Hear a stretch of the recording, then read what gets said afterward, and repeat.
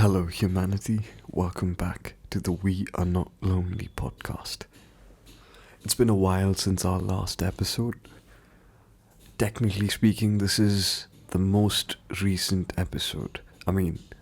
This is the first episode of the new year because I'm recording this in the new year. The previous episode was recorded before I went to Chennai. Now, if you're wondering about that whole situation, I highly recommend this video that I made, and that will explain why I went to Chennai. Alright, so today's episode is going to be about masculinity because that's a topic that's very dear to my heart because I'm a man. And this particular episode has been prompted by certain situations that have happened. I think this particular podcast has been bubbling up inside me for a very long time.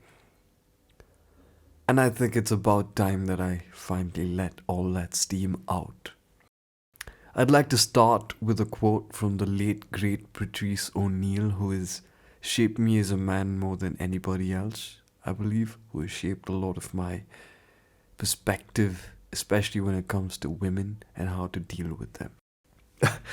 It's gonna be funny because when I describe him later a little while, that's gonna be fun. And this is a quote from the late great Patrice O'Neill. I generally don't like living in a world where being what a man is a horrible thing, and no matter what a woman is a wonderful thing. This quote comes from the late great. I've said his name 3 times now, but God bless his soul, man. He was a beautiful human being. His honesty was something that you don't get to see a lot of, especially in these days. A comedy legend and a self-confessed misogynist, Patrice O'Neill said it best. It was almost like he had seen a vision of the future and what we would become as a society ages before. Now, I think he passed away sometime in the early 2010s. I say this particularly because this is exactly the kind of society that we've become, where everything that a man is a horrible thing and anything that a woman does is wonderful. We've now reached a point in the modern society where it's no longer okay to be a male, where it's no longer okay to espouse the values of traditional masculinity. It's not okay to be strong anymore. People call out anybody, but considering the fact that it's very beneficial for men to go to the gym and lift weights, they call that out as fat phobia. Qualities that once defined masculinity, such as physical strength, stoicism, the urge to provide for and protect women, are now being labeled as toxic. They call it toxic masculinity. It's the new buzzword from modern feminism. Their latest attempt to put down everything that has to do with masculine men. Now, I've personally witnessed a former friend of mine claim that it was entirely possible that even global warming could be linked, caused by the patriarchy. Now, that should have been my warning signal, and that should have been the moment that I had a come to God moment and realized that feminism isn't quite what it is cracked out to be, what it is claimed to be. But at that particular moment, it didn't quite hit. I did have this entire moment of doubt, wonder, and I questioned reality for a bit, but not deep enough, because I still went around calling myself a feminist. I call myself an ally even after that particular incident, but I should have known better. Of course, all of that changed after a certain period. All of that changed with time. But we're not here to talk about my journey from feminist to non-feminist today. I've actually done that bit in an earlier podcast. I think I've I think I've espoused my views on this entire phenomenon quite well in a lot of episodes, but since that is not what we're going to be talking about today, I'm going to leave that to rest for the moment. I'm here to talk about this particularly weird trend going on with modern feminism. And here's my bit.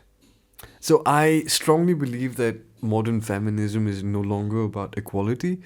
The initial waves of feminism might have been necessary. Nay, they were definitely necessary for righting the systemic wrongs, apparently. Now, what feminism wants is to tear down this invisible, omnipresent foe that they call the patriarchy, an invisible system that is composed entirely of men, which works around the clock to keep women oppressed.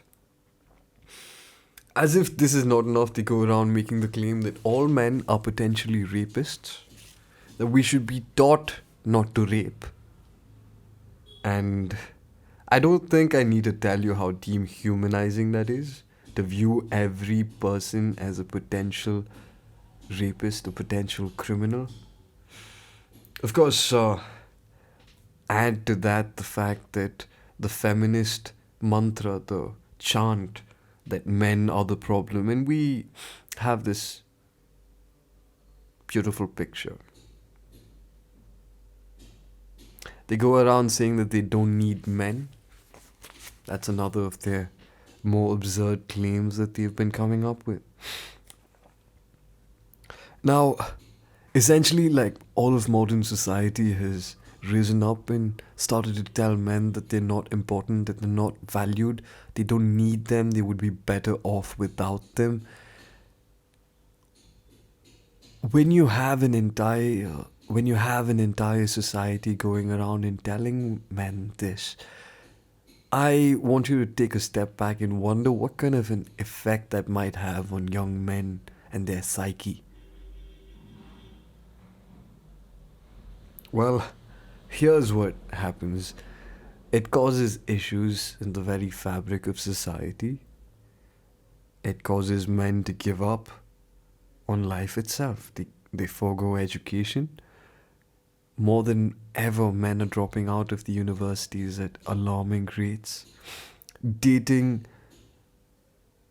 and having a fulfilling marriage, career, and a life are second thoughts now. They end up going their own way. The MAGDA movement, which stands for the Men Going Their Own Way movement, is literally a response to modern feminism, literally a response to all that toxic femininity. And I say this because just saying toxic masculinity without describing it, it's a buzzword that's used very often, but no one seems to know what it really is. And my question is, how would you define toxic masculinity as opposed to toxic femininity? Because whatever you say, when you attempt to really describe it, you are actually describing a toxic individual. And of course, that's not something that modern feminism likes. They like to blame everything on men. They do not like to take any agency for themselves, right? But again, I digress.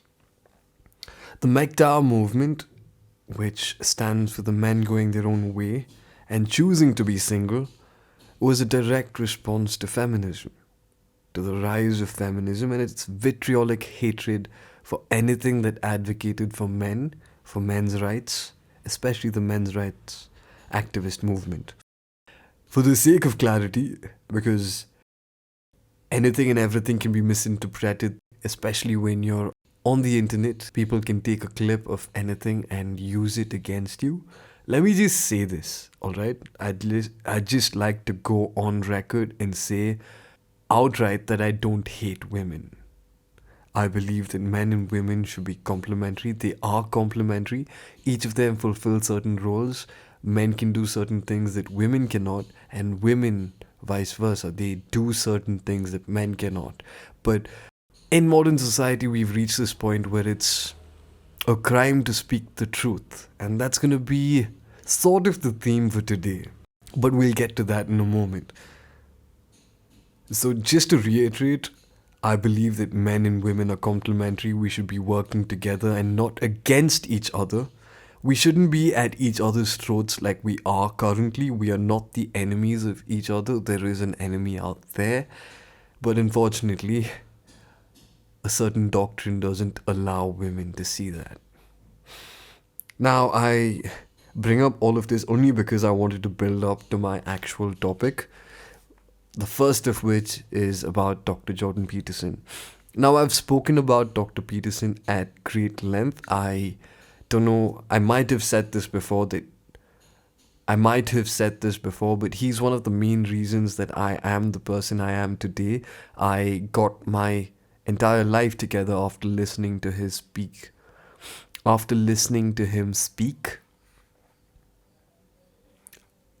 It's not an overstatement to say that he has saved my life and helped me get my shit together. His classes and teachings have given me a new perspective and taught me that it's a good thing to be a man, and it's necessary to shoulder responsibility and to improve myself on a daily basis. Now, these are the lessons that I've taken from Dr. Peterson after listening to him for hours and hours and hours. I should mention that I've recently started to read one of his books. It's called The 12 Rules for Life, and I hope to complete it and put out a book review at some point. But at this moment, I've gotten sort of distracted and moved on to another book called Atomic Habits. Now, I've said this before, but my entire worldview has been changed by a certain podcast called the Naval Ravikant, a certain podcast by Naval Ravikant. I've tried out some of his topics. I've tried out some of his ideas. One of the main things that I've been putting into practice was the whole thing about it's not about how many books you go through, it's about the number of books that go through you.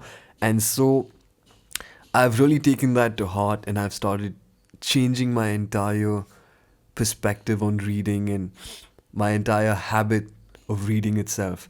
These days when I read, I've begun to take notes. I've become a lot more meticulous. I mark, and so on and so forth. I try to make each book stick with me for longer. Now, eventually I will get to a review on the books that I'm reading, but that's for later. On to Dr. Jordan Peterson.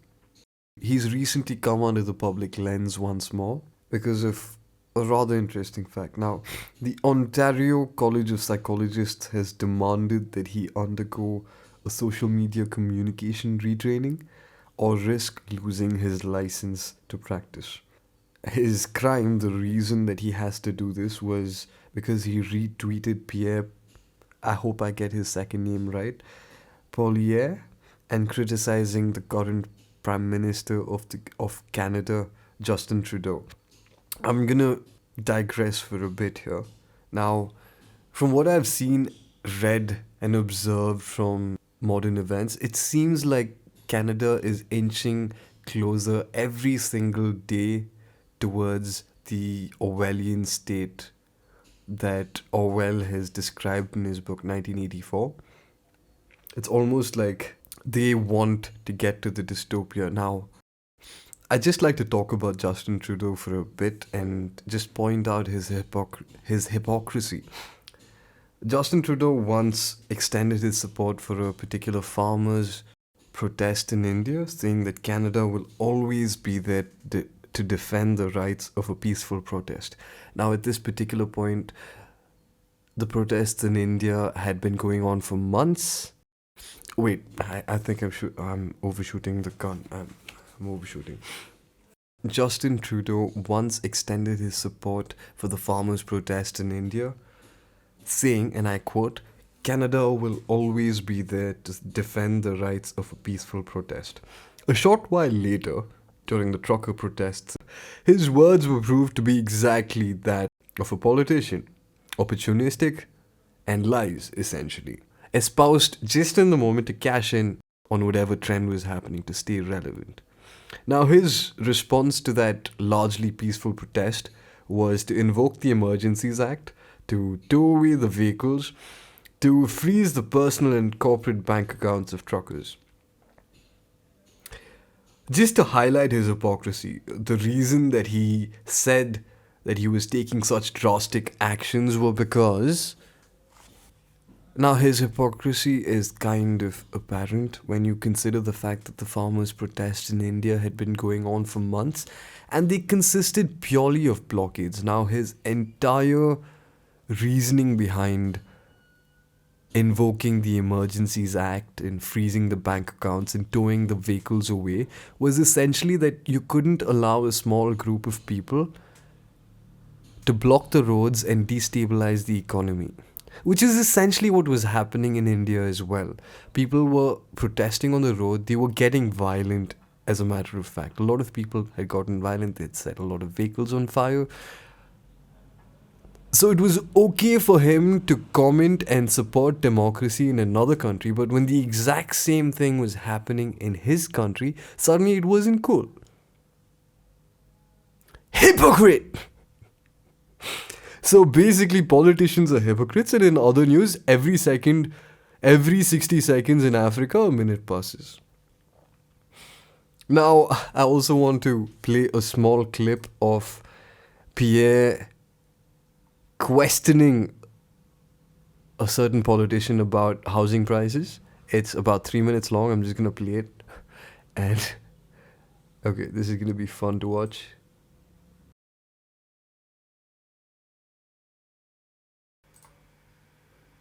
I'm going to be adding this in the clip as well. Canadian MP dodges questions about housing prices. My question is for the Minister of Middle Class Prosperity, who is a member of Parliament here in Ottawa. This is going to be such a treat to watch. What is the average cost for a home in the city of Ottawa? The Honourable Minister. Mr. Speaker, my title brilliant, is the Minister of Tourism and Associate Minister of Finance. I'm sure my honourable colleague across the way knows that. But let me say, Mr. Speaker, 156,000 jobs. The Honourable Member for Carleton. The Minister of Treasury Board can help by telling us the average cost of a house in the nation's capital. That was a simple question. The Honourable Minister. It was a very Mr. simple Speaker, question that does not seem to be what we 106% spoke of about, jobs have been sir. recovered since the lowest point of the pandemic. Member for Carleton. What is the average This man's increase in patience house is prices insane. since this government took office intense. In 2015? The Honourable Minister. Mr. Speaker, Canada's economy contracted by 17% between February and April 2020. That's another since the Great Depression, and we're complete thing. Okay. Member for Carleton. Same Just question. the average house price. Oh my god. What? 9.5 million Canadians So this lost is their kind of jobs, and they're all frustrating to watch, to be honest. Member. I like how every time he stands up and sits down, he actually has the grace to unbutton and button his suit, because that's what a gentleman would do, whereas the other guy doesn't do anything like that at all. Kinda should tell you the kind of person And what would they pay for the average house? that we're dealing with. The In Minister. 2020, unemployment rated more than doubled from a pre-pandemic level of 5.7% to a record of 13.7%, 6% now. Member for Carleton. I think there's a problem with the audio in the chamber. The question was, what is the average cost of a house in Canada today? The Honourable Minister. Mr. Speaker, our government has made historic Oh, investments he does in this housing too. My bad, affordability my and will bad. continue to do I so. didn't notice that. The Honourable Member for Carleton. And how affordable are such houses? The Honourable Minister. Mr. Speaker, our government has made historic investments in housing. We will continue to do so that housing is affordable for all Canadians. Unbutton, button, unbutton, button. Also, I like the way this guy is just going on about nothing in particular. He's not answered the question even once so far. That's brilliant. Member for Carleton. If so, how much have house prices increased since this government took office? The Honourable Minister. Mr. Speaker, let's talk about how it is possible for people to afford their houses with good employment, and that's why employment income fell by an unprecedented $28 billion during the pandemic. Honourable Member for Carleton. What's your name? Well, you see, I was born on a cold, wintry night. One last time, in dollars, how much have house prices risen since this government took office? The Honourable Minister. Mr. Speaker, consumer confidence is back. People are back to work. 106% of jobs have been recovered since the lowest point in the pandemic. The Honourable Oh my god, this is annoying to watch now. At this point, this is getting annoying to watch. Like, Member for Carleton. How much? Minister. From a steep decline in profits, we're back 66% since the bottom of the pandemic. Carleton. How much? Member Minister. Mr. Speaker, the economy is recovering. Member for Carleton. Does the minister have any idea what it costs for the average person to buy a house in Canada? Does he have any idea, or does he even care?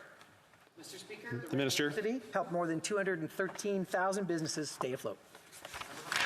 Well, I think that the average Canadian can see how much this government knows and cares about the cost of buying a home in this country, which is their level of care is zero. I'm going to give him one last chance. Can he tell us what it costs the average Canadian to buy the average house in Canada today? How much? The Honourable Minister. Mr. Speaker, the CERB helped nearly 9 million Canadians who lost their jobs when COVID hit, making housing affordable for them. We will continue. This guy has literally spoken about nothing for nearly 3 minutes. He's not answered the question at all. It was a very simple question. I can't believe that they say this kind of stuff when they know it's being recorded.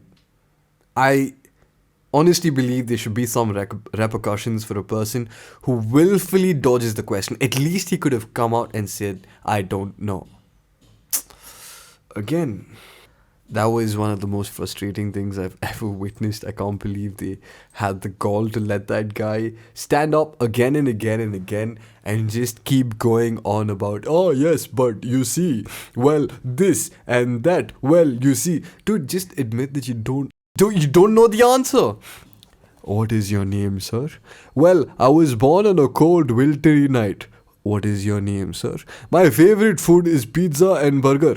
What is your name, sir? Well, I was just traveling from Mysore. God, man. Idiocy is strong in this one. So that was my first ever time that I saw Pierre talking to a member of the Trudeau government. I honestly hats off to his patience. Kind of infuriating, I know, but that's it for the digression. Let's move on. So, okay, let's play another clip of Dr. Peterson before we move on, because this is kind of important. He talks about how it's not just okay to be a man, it's necessary, and that's something that most people today don't really like. And here we are.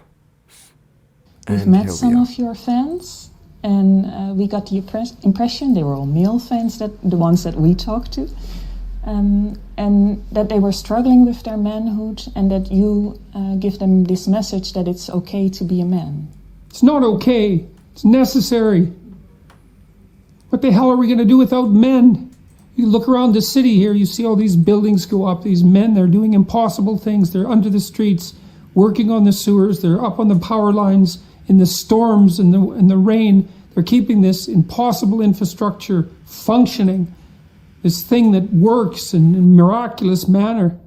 They work themselves to death, and often literally, and the gratitude for that is sorely lacking, especially among the people who should be most grateful. Yeah, okay, Dr. Peterson said it best, huh? I like the way he says stuff. That's an interesting clip, because he talks about how it's not just necessary, it's not okay to be a man, it's necessary to be a man, and that's not the message we're hearing from most of media. We are told that it's not cool to be a man, we're told that it's evil if we want to be masculine. Now, a little bit about Dr. Peterson. He was banned for a while. He's gone off on Twitter on several topics.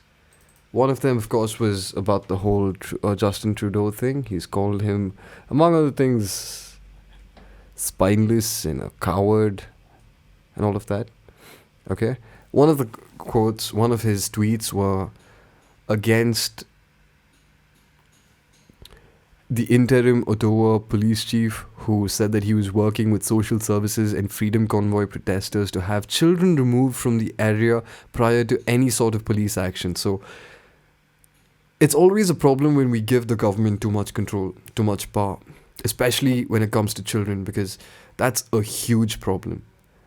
I don't think I need to tell you why it's a problem to have the government step in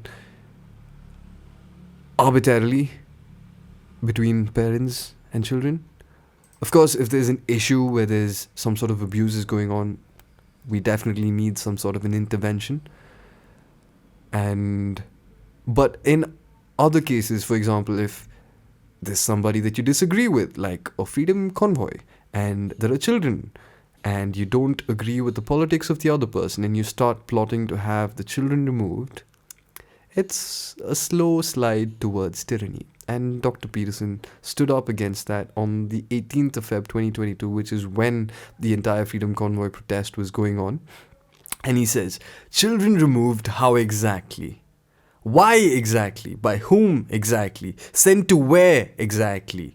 And for how long exactly? Think this through, Canadians. This is a bad decision. Now, back a long time ago, Dr. Peterson stood against a certain bill. And that's when he actually shot to fame and his YouTube thing. And then he went on Kathy Newman, Channel 4 News, and he's had an interview with Kathy Newman, which was hilarious. I should watch that and react to it sometime. It's brilliant. And that's when his meteoric rise to fame began. Right? He has always had this huge body of work available for pretty much anyone to view for free on YouTube. He has done a great deal of work. And when he says he's studied dystopian societies and the slide to tyranny a lot, apparently his room, his house has a lot of artwork of Lenin just staring creepily. This was during the fall of the USSR, and his reasoning for buying all of that art is to remind himself how quickly and how easily the slide to tyranny can begin. He studied evil in depth. That's one of his claims. Right. Now, another of his very important tweets was when he spoke against a fat model on the cover of Swimsuit 2022. He said, sorry, not beautiful, and no amount of authoritarian tolerance is going to change that. But of course, the tweet that led to him getting removed was a tweet about Elliot, formerly Ellen Page, and the tweet is him responding to a New York Post article where they say, Elliot Page is proud to introduce trans character on Umbrella Academy. And Dr. Peterson says, remember when pride was a sin? ? And Ellen Page just had her breasts removed by a criminal physician. Now, this was the tweet that got him suspended from Twitter. He was banned, literally, and he, of course, posted another tirade on YouTube for that, and I will add that here. It's this 15-minute long rant, which I'm not going to be adding here, after all. Okay, there's a rant that he's gone on after he got banned, and I will link it in the video description below. Okay, so he's always been very honest about his worldview, and he's spoken out against anything that he feels to be untrue. He stands up for what he thinks is right, and he's a massively positive influence on young men around the world. The amount of testimonials that he's gotten about young men telling him that he's changed their life, just random people who meet him on the street and tell him that they have changed their life, the amount of letters that he's received from people who claim that, hey, you've changed my life, you saved me, I was gonna, delete, but thanks to your work, I didn't, thank you so much. And he's teared up several times on camera, and he's actually been mocked for that as well, which is a really weird double standard. Now, feminism tells men to be more in touch with their feelings, but anytime a man does that and gets in touch with their feelings on camera and cries, they are mocked. And Jordan Peterson is a prime example of that. He's cried several times on camera. He gets choked up and emotional when he talks about certain moving events, such as people sending him letters of how he has changed their life and saved them. Essentially, what that has led to is this particular college of psychologists wanting to strip him of his license, prevent him, unless he complies to their demand, which is essentially to undergo this retraining, social media retraining, right? That's their request from Dr. Peterson. That's their demand for Dr. Peterson. It's not a request. They're like, comply or you will be removed from your position as a psychologist, as a clinical psychologist, and you will no longer be able to help people through your practice. The claim is that people have been harmed, or his mannerisms and speech online could potentially harm people. And they haven't weighed this against the millions of people that have helped him, that he has helped with his work. A dozen complaints from dubious sources, and they want to strip a respected man of society of his titles, of his position, of his work, of his ability to do work and help more people. Just because they don't agree with his politics, essentially. Now, this is after he got unbanned from Twitter after Elon Musk took over. Anyway, let's move on to the second topic at hand, which is Andrew Tate, aka Top G. Before I begin, I'm just going to put out a few facts that I am aware of as of now. Fact number 1, Andrew Tate was arrested by the Romanian police on allegations of rape, sex trafficking, and links to criminal organizations. Point number 2, before he was arrested, he was tweeting at Greta Thunberg about the massive number of vehicles that he owns, and I'm just going to put that tweet up on the screen for you to go through. Now, Greta's response was to essentially body shame him and insinuate that he has a small penis. Now, I'd just like to point out the double standard here. It's completely fine as a society for women especially to shame men for things beyond their control, such as the size of their genitals as well as their height. These two things are fixed. They cannot be altered unless extreme surgery is involved. Whereas it is completely taboo, on the other hand, for men to say anything about a woman's weight, which is completely controllable. Just put down the bread and get on a treadmill, you fat. Now, of course, I just like to bring up the fact that Jordan Peterson actually stood up and said that a fat woman isn't beautiful, and a lot of people were outraged by that. A lot of people actually agreed with him. I don't particularly think that claiming fat women as the epitome of beauty is right. There is something as subjectively beautiful. Everybody's... you know what? This is a topic I don't want to go into, so I'll drop it here. Alright? Now, Greta Thunberg's response was to essentially body shame him. Very brilliant. And the entire internet, mostly women, and a few men, of course, just stood up to be like, oh wow, Greta Thunberg, what a clapback. You set him on fire. Oh my god, we don't need any fireworks because Greta Thunberg just lit this person on fire. Dude, we have enough global warming. Please don't set people on fire. These were the kind of responses that essentially what she is a person who has not even finished her high school. She dropped out of school to go around doing politics, to lecture people about something that she definitely doesn't know. And, okay. So, Tate's response to that was essentially to post a video of him in a bathrobe and a cigar. And he asked for a pizza, something that wasn't in a recycled box. Following this, he was arrested. Now, mainstream media has falsely attributed this arrest to the pizza box. based on one stupid tweet by this particular person, which I'm going to share here. And you will now notice that Twitter itself has been like, hey bro, listen, you might want to know some additional information. This was not actually what happened.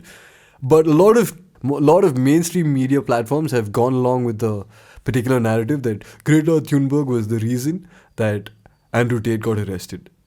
Now, Greta Thunberg actually added fuel to that fire by tweeting again. Because, she loves her moment in the limelight, and she's the poster child for George Soros and the World Economic Forum and, the entire climate change nonsense. I'm not saying climate change is nonsense, but it's very suspect, especially Greta Thunberg. She's kind of sus, dude. That's what we would say if we were playing Among Us. Greta is kind of sus. I've been thinking about this, and I've kind of come to this particular conclusion that there's this agenda. I've covered this in a particular podcast about Klaus Schwab and the World Economic Forum along with Bill Gates about Agenda 2030 and how they all want us to own nothing and be happy. That's the idea for 2030. I strongly believe that climate change alarmism is just a method to introduce the carbon tax. It's just another way to tax us into financial oblivion. I have a lot of doubts about Greta Thunberg and her authenticity. She is definitely being propped up because a random teen by herself is not going to get that kind of media coverage. There's got to be some person pushing her, supporting her behind the scenes, pretending that she's one person against this vast machinery of global corruption and oil and all of that nonsense. Now, that's why I brought up like Klaus Schwab and his buddies at the World Economic Forum, because I'm just going to go out and say this. Climate change is not a personal responsibility. I've seen a lot of really stupid memes. Of course, if it makes you feel good, go green. That's a wonderful thing to do, right? But I'm just going to go ahead and say the fact that corporations are far more liable for polluting the earth, for the amount of carbon dioxide and other greenhouse gas emissions that they produce compared to an individual. It's extremely stupid and irresponsible to imply that I'm responsible for the death of the planet for drinking with a plastic straw. Now, of course, reducing waste is an admirable goal. It's wonderful to have that mindset to use metal straws. It's brilliant, okay? But let's bring up this actual freaking question. Let's go ahead and ask some questions, right? Who brought up this entire problem, dude? Who caused this entire issue? Who created plastic? And which companies were the ones that adopted plastic as the go-to packaging tool for food and for other purposes? Okay? Consumers buy products. There are companies who have made the logistical and financial decision to cover their products in plastic. These companies can definitely put some serious money because they are billion to trillion dollar industries. They have billions and trillions of dollars put together. And they can seriously make an impact. Plastic is a petroleum byproduct. The fact that we're still using plastic is beneficial to certain key players. Even now, I will just go ahead and say this. The entire bottled water industry they use PET bottles. And I know this for a fact because the price of PET bottles increase and decrease based on the petroleum price.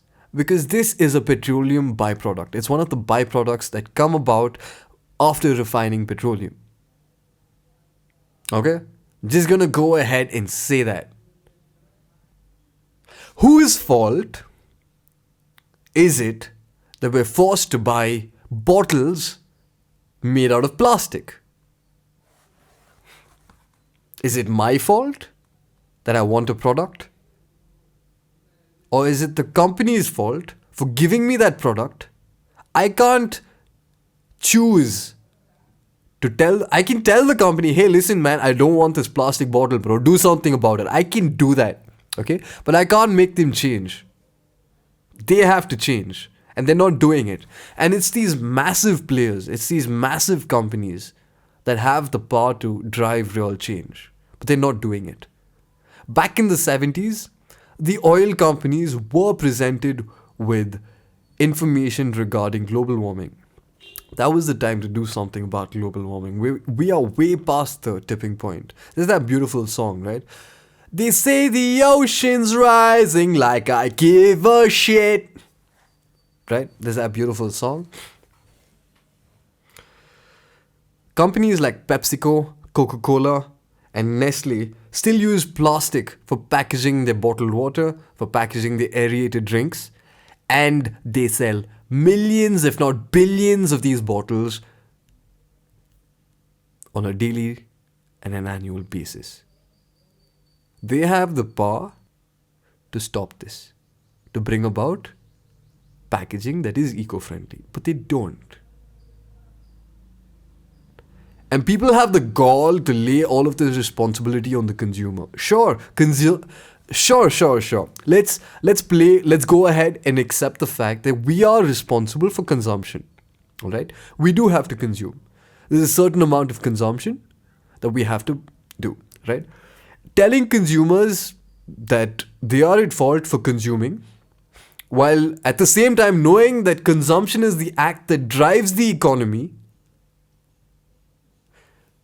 and telling them that the only way they can fix this is by consuming more is really stupid. Why don't you go about, alright?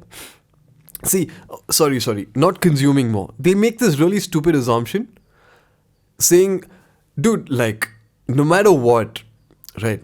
The reason that the US economy drives most of the world's economy, the entire world is linked to the US economy in one way or another. I don't like the fact, but it is a fact. And the reason that is because they consume so damn much. It's a huge, vast market. It's hella saturated.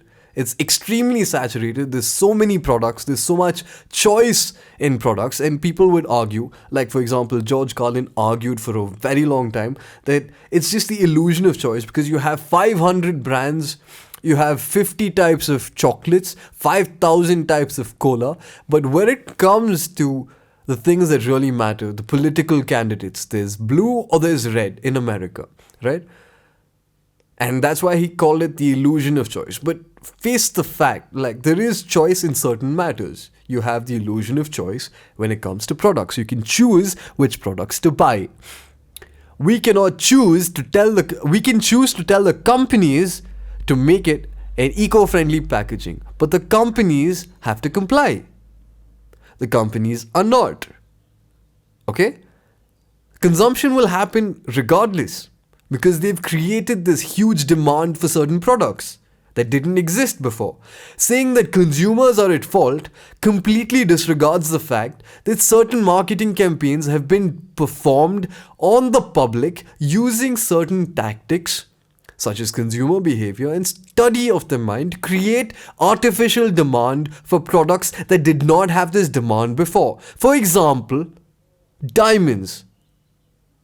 The entire craze for diamonds around engagement and wedding rings is all a marketing ploy done by the De Beers trading company. Not many people know this. Alright? And there's a reason that when I was in my master's doing my graduation, I called it, when I had to come up with names for a particular management fest, I called it the marketing Maya. The illusion. Okay? Just to blame the consumer, to tell them, you're at fault because the planet's gonna die. The planet is gonna die because you can't stop drinking your Coke, is a really stupid assumption. Of course, it's basically them creating a problem and selling us a solution. You are the problem and therefore we need a carbon tax. Which ties in really nicely with the whole thing of you will own nothing and be happy. That be happy is a threat. You will own nothing, that's them making a prediction. That's both a prediction and a threat. You know why you'll own nothing? Because you will not be able to. You will not have the financial resources to own things. That is the world that they are moving to, a digital economy. Now I've gotten off track there. I ended up ranting about the Matrix for a very long time. It's been a while because this is a topic that I'm very passionate about. And I'd like to cover this in more detail with a lot more facts. But essentially, this whole narrative of telling people that they're the ones responsible for saving the planet or damning the planet is really stupid.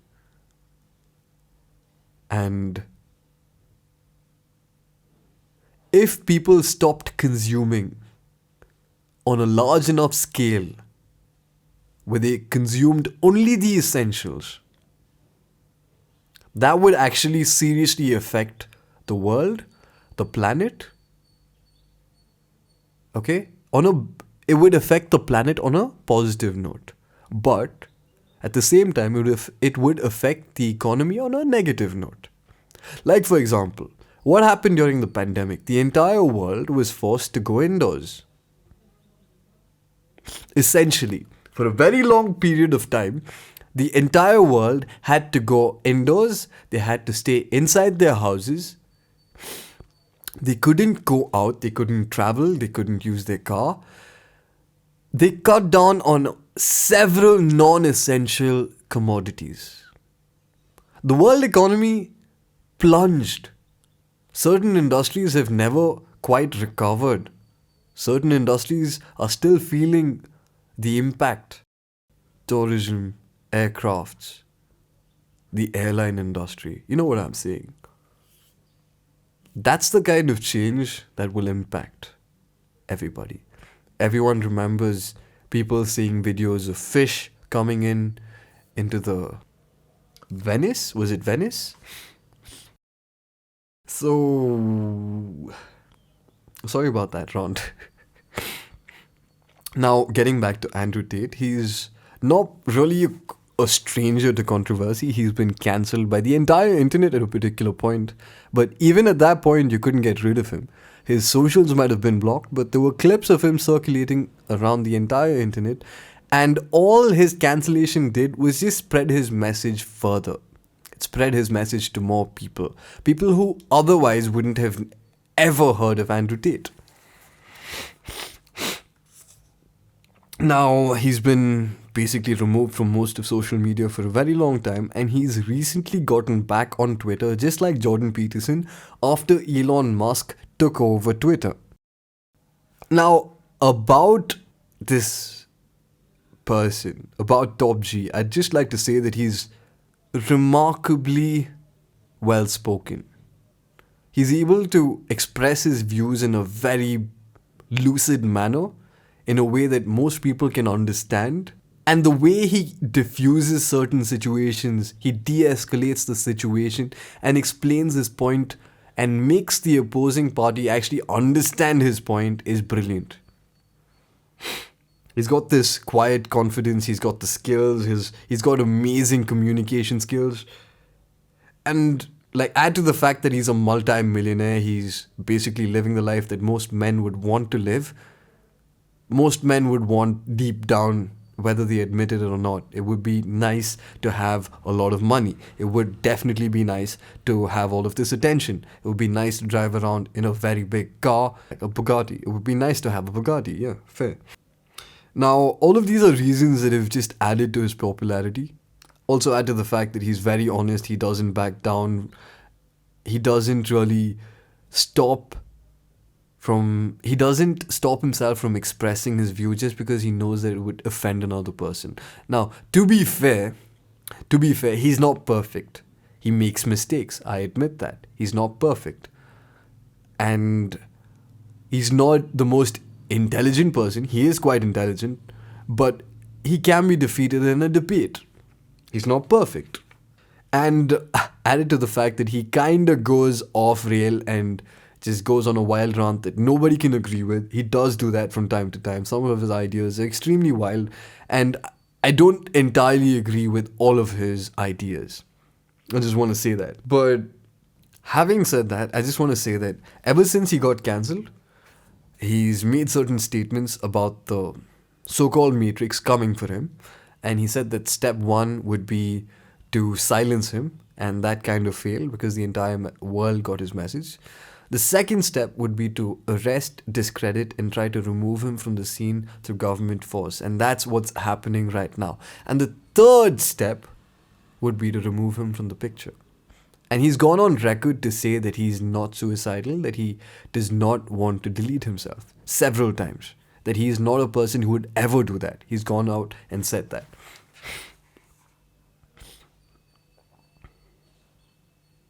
So when this happened, now obviously those allegations, if proved and without beyond reasonable doubt, if those allegations are proved beyond a reasonable doubt, I hope that he's punished for his crimes if he's guilty, right?